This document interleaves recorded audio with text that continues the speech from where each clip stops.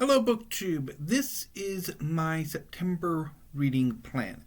I'm going to begin as I usually do with the manga.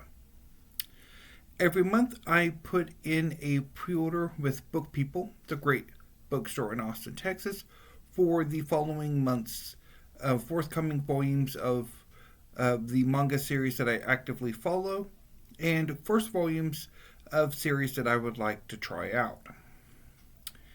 In August, the 8 volumes coming in are, in the order in which I have them organized in my library, Kagurabachi Volume 4 by Tekeru Hokozano, Dandadan Volume 14 by Yukinobu Tatsu, Dead Rock Volume 3 by Hiro Mashima, Jujutsu Kaisen Volume 27 by Gege Kotami, Four Nights of the Apocalypse, Volume 18 by Nakaba Suzuki, Sakamoto Days, Volume 18 by Yuto Suzuki,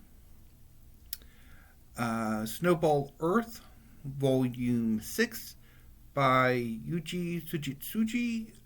I'm pretty sure I butchered his name. And Astro Royal Volume 1 by Ken Wakui. Also included is a 9th volume, Volume 18 of Mission Yazakura Family by Hitsuji Gondaira, who I will be reading that this weekend because I already have that volume.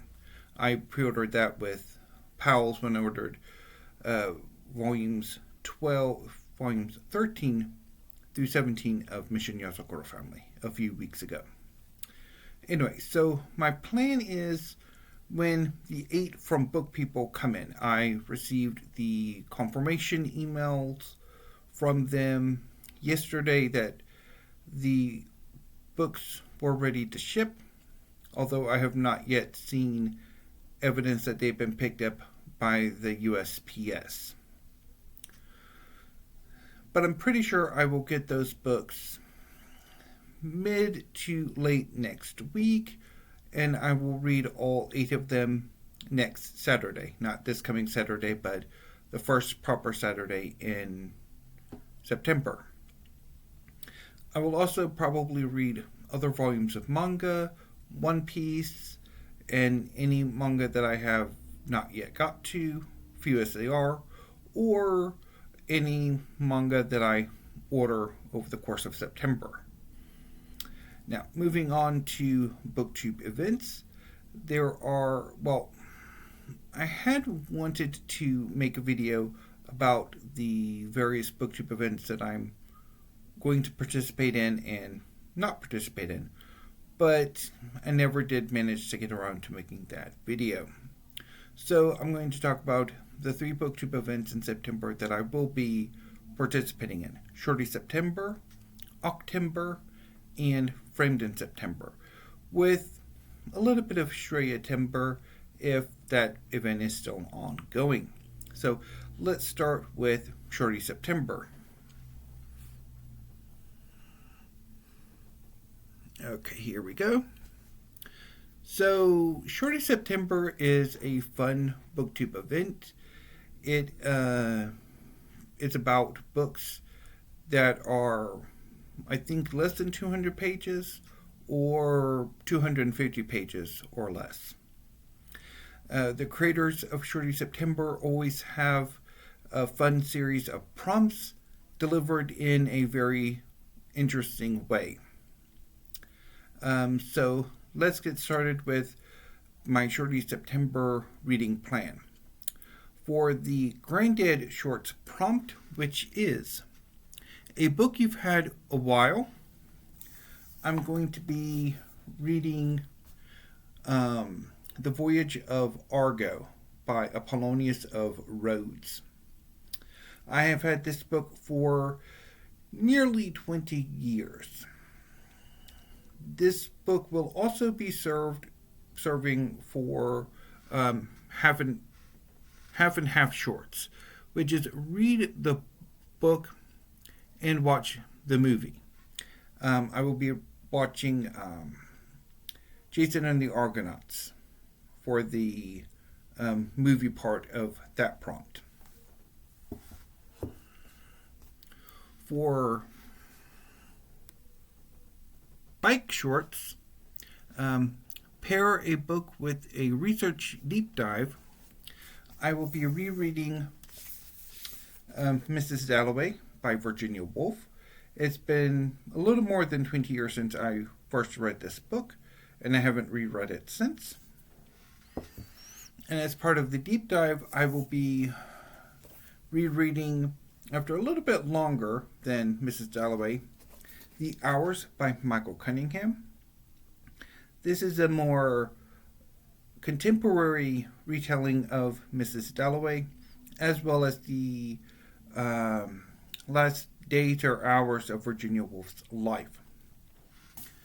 I will also be reading the more recent Theory and Practice by Michelle DeCrester, which is about a graduate student who is fascinated by the work of Virginia Woolf and grapples in the novel with coming to terms with some less than savory aspects of Virginia Woolf's life and writing and beliefs. This book also will serve for Australia Temper, as Michelle DeCrester is an Australian author, and Theory and Practice takes place in part in Australia.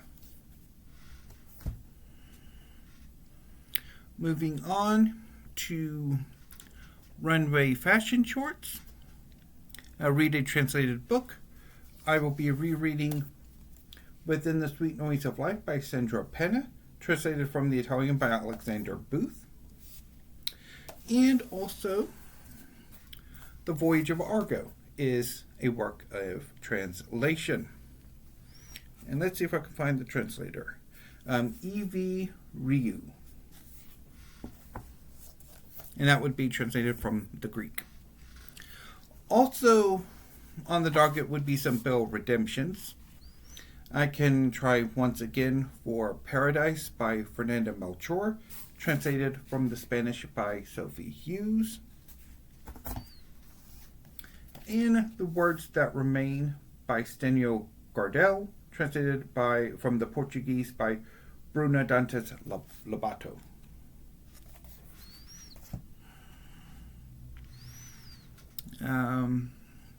For boxer shorts, which is a comfort read, I will reread Flyover Country by Austin Smith. This is a collection of poetry. For shorty shorts, a book from the 70s and 80s, I will reread Stars in My Eyes by Edward Field, which is a poetry collection from the very early 1970s. For Ripper shorts, read a mystery, thriller, horror. I will be trying a Belle redemption of Frisk by Dennis Cooper.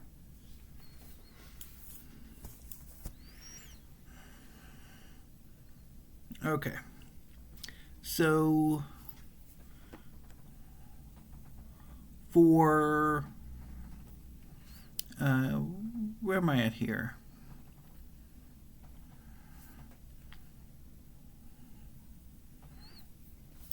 For running shorts, read a book in a day.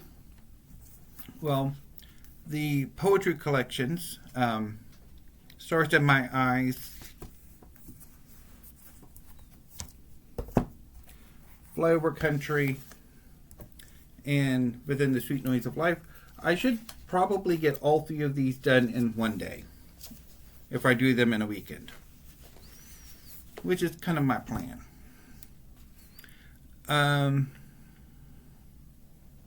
So Culoz, a book that reads like one thing and is actually something else. I think probably Frisk would work for that. And also Theory and Practice. And I think I got pretty much everything but the bonus. No, Utility Kilt. I have not gotten to that one. A retelling traditional meets modern. Obviously, even though it's not technically a shorty, or it's probably the longest book, the hours would count for that. And then we have Patent Leather Shorts, a graphic novel or a book that's out of your comfort zone. So for this, I have a lot of manga this month. The 8 volumes of manga that I have ordered from Book People will count for this.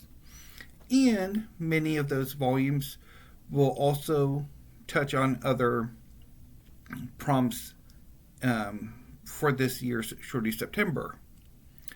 Runway fashion shorts, work in translation, all of them, because all of the manga will be translated from the Japanese.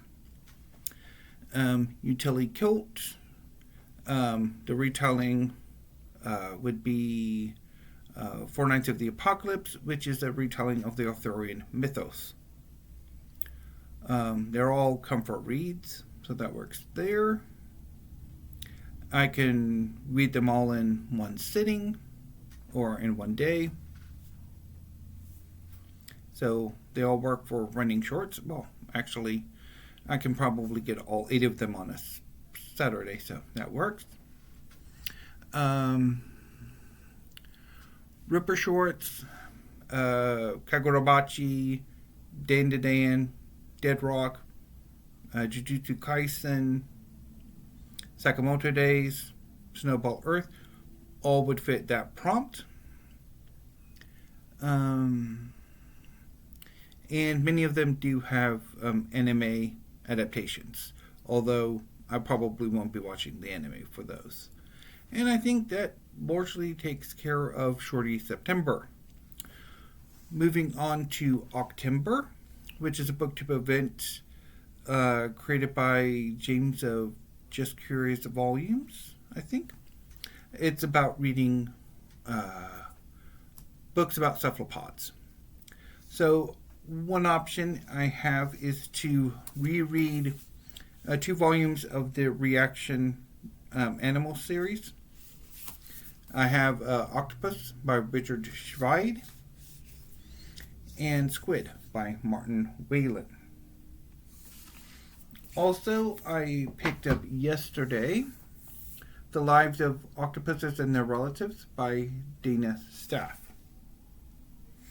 And both Octopus and Squid are less than 200 pages, so they also fit for Shorty September.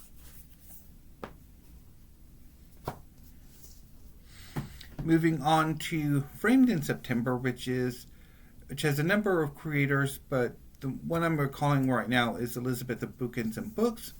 It's about reading art books in September.